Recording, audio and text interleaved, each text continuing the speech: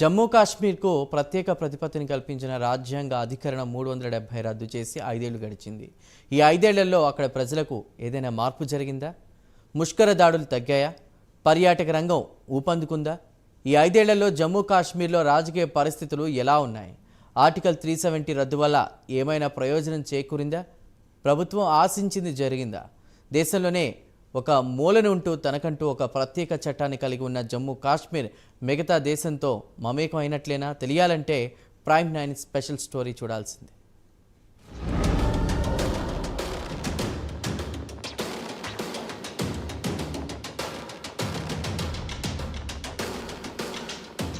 జమ్మూ కశ్మీర్కు ప్రత్యేక ప్రతిపత్తిని కల్పించిన రాజ్యాంగ అధికరణం 370 రద్దు చేసి 5 ఏళ్లు గడిచిన సందర్భంగా ప్రధాని నరేంద్ర మోడీ సామాజిక మాధ్యమం ఎక్స్లో ఆగస్టు 5న జమ్మూ కశ్మీర్, లదాఖ్ ప్రజలకు ఒక సందేశాన్ని పోస్ట్ చేశారు. అక్కడి ప్రజలందరి ఆకాంక్షలను నెరవేర్చేలా మా ప్రభుత్వం నిరంతరం కృషి చేస్తుందని హామీ ఇస్తున్నా అని తెలిపారు. ఎందరో మహనీయులు రూపొందించిన భారత రాజ్యాంగం జమ్మూ కశ్మీర్, లదాఖ్లలో అమలయ్యే అవకాశం అధికరణం 370 రద్దుతో లభించిందని పేర్కొన్నారు.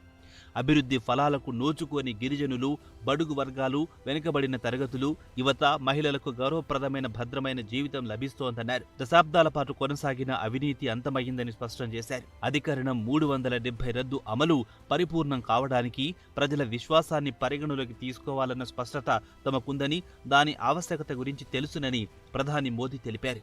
370 అన్యాయం రద్దు, జమ్మూ కశ్మీర్ కొత్త భవిష్యత్తు అనే పుస్తకానికి రాసిన ముందు మాటలో మోదీ ఈ విషయాన్ని వెల్లడించారు. లక్ష్య సాధనలో మోదీ ప్రభుత్వం సాధించిన విజయాన్ని ఆ పుస్తకం వివరిస్తుంది.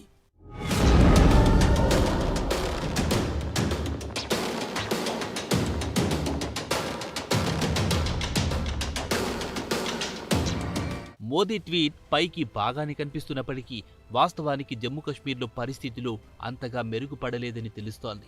చట్టం పరంగా భారతదేశంలో మిగతా రాష్ట్రాల, కేంద్రపాలిత ప్రాంతాల మాదిరిగా కొనసాగుతున్నప్పటికీ అక్కడ ఆందోళనలు ఇంకా కొనసాగుతున్నాయి. అదేవిధంగా బీజేపీకి కూడా రాజకీయంగా కలిసి రాలేదని చెప్పొచ్చు. గతంలో లదాఖ్ ఎంపీ సీట్ కైవసం చేసుకున్న బీజేపీ తాజా లోక్సభ ఎన్నికల్లో ఆ సీట్ కోల్పోయింది. కాశ్మీర్లో పోటీనే చేయలేకపోయింది. అదేవిధంగా ఆర్టికల్ 370 రద్దును వ్యతిరేకించిన ఎన్సీపీ కూడా పెద్ద ప్రభావం చూపలేదు. సాక్షాత్తు ఆ పార్టీ అధ్యక్షుడు ఉమర్ అబ్దుల్లా ఓటమి చవిచూశారు. మరోవైపు మెహబూబా ముఫ్తీ నేతృత్వంలో పీడీపీ కూడా ఖాతా తెరవలేదు. ఆ పార్టీ అధ్యక్షురాలు మెహబూబా ముఫ్తీ అనంతనాగ్, రాజౌరి లోక్సభ స్థానం నుంచి ఓటమి చెందారు. ఇక జమ్మూలోని 2 స్థానాలు బీజేపీ కైవసం చేసుకోవడం విశేషంగా చెప్పొచ్చు. అదేవిధంగా బారాముల్లా నుంచి తీవ్రవాద అనుకూల నాయకుడు అబ్దుల్ రషీద్ షేక్ గెలవడం గమనించదగ్గ పరిణామంగా చెప్పొచ్చు. ఎన్సీపీ అధినేత ఉమర్ అబ్దుల్లాపై రషీద్ షేక్ గెలవడం విశేషం.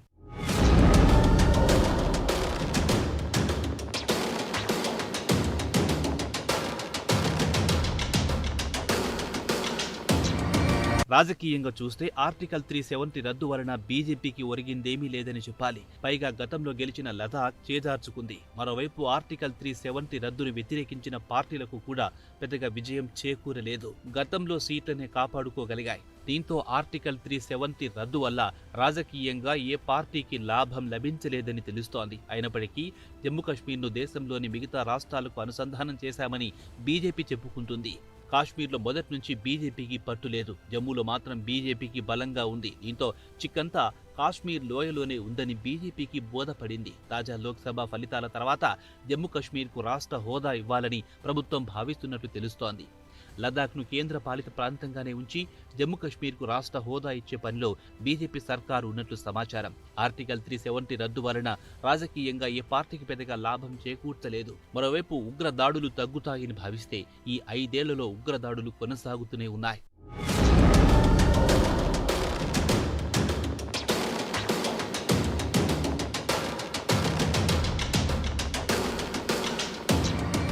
ఆర్టికల్ 370 రద్దుతో ఉగ్ర దాడులు తగ్గుతాయని భావిస్తే ఇప్పుడు ముష్కరుల దాడులు కాశ్మీర్ లోయతో పాటు జమ్మూ ప్రాంతానికి కూడా విస్తరించడం గమనించదగ్గ పరిణామంగా విశ్లేషకులు చెబుతున్నారు. భద్రతా దళాలపైనే కాకుండా యాత్రికుల బస్సులపై కూడా ఉగ్రదాడులు జరిగాయి. మరోవైపు కాశ్మీర్లో మానవ హక్కుల హననం జరుగుతుందని హక్కుల కార్యకర్తలు గగ్గోలు పెడుతున్నారు. ఆర్టికల్ 370 రద్దు తర్వాత లదాఖ్లోని గాల్వాన్ లోయలో చైనా భారత్ భూభాగాన్ని ఆక్రమించడం జరిగింది. పర్యాటక రంగం కూడా బాగా అభివృద్ధి చెందిన దాఖలాలు లేవు. ఏతావాత జమ్మూ కశ్మీర్లో ఆర్టికల్ 370 రద్దుతో కొత్తగా వచ్చిన ప్రయోజనం ఏమీ కనిపించడం లేదు. కేవలం ఆ ప్రాంతాన్ని దేశంలోని మిగతా ప్రాంతంతో సమానంగా మమేకం చేయడం తప్ప. ఏదేమైనా దేశ రక్షణ కోసం కొన్ని కఠిన నిర్ణయాలు కూడా తీసుకోవాల్సిన అవసరం ఉంది. ఈ క్రమంలో జమ్మూ కశ్మీర్ను ఎక్కువ కాలం కేంద్ర పాలిత రాష్ట్రంగానే కొనసాగించే పరిస్థితులు కూడా కనబడడం లేదు. చూడాలి మరి రాబోయే రోజుల్లో జమ్మూ కశ్మీర్పై కేంద్రం ఏ నిర్ణయం తీసుకుంటుందో.